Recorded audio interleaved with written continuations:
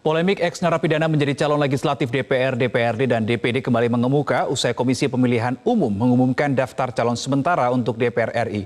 Kami akan membahasnya bersama Pembina Perludem, Titi Anggraini, dan pakar hukum pidana Suparji Ahmad. Selamat malam, Mbak Titi, Pak Suparji. Malam, Mas. Selamat malam, Mas Reno, Prof. Suparji. Malam. Saya ke Mbak Titi terlebih dahulu. Dalam konteks mantan napi jadi caleg, saya dengar Perludem ini menilai KPU tidak transparan. Mbak Titi, di sisi mananya KPU Anda nilai tidak transparan?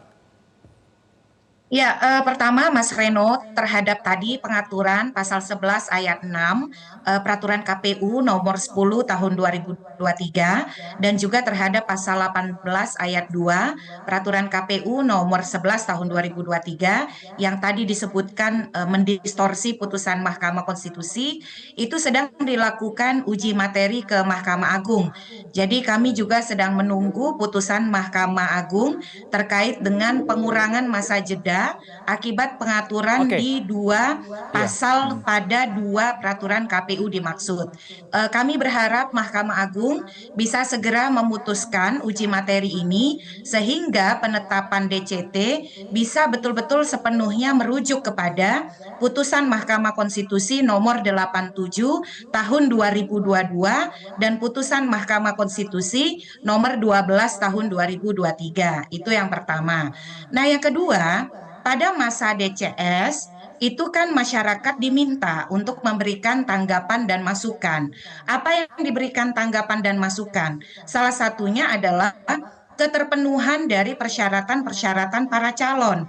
Nah, persyaratan para calon yang merupakan mantan terpidana yang ancaman hukumannya 5 tahun atau lebih itu ada 3, yaitu adalah dicalonkan setelah melewati masa jeda setelah 5 tahun menjalani hukuman atau setelah dia bebas penuh, tidak lagi masa percobaan ataupun misalnya belum bebas penuh ya, ada masa percobaan dan seterusnya. Nah, yang kedua adalah dia jujur terbuka menyatakan kepada publik bahwa dia adalah mantan terpidana dengan mengumumkan di media massa baik lokal ataupun nasional dan seterusnya. Mbak Titi, langsung spesifik saja yang Anda maksud KPU tidak transparan ini di sisi mananya, Mbak Titi? Langsung spesifik di situ sajanya. Ya, KPU tidak transparan di mana? KPU di dalam masa DCS tadi tidak mempublikasikan persyaratan-persyaratan yang dipenuhi oleh caleg, termasuk riwayat hidup. Karena kan itu penting ya bagi masyarakat, bukan hanya yang mantan terpidana, tetapi juga yang bukan mantan terpidana, bagi publik untuk mengecek keterpenuhan, ikut memastikan keterpenuhan persyaratan-persyaratan dari para calon.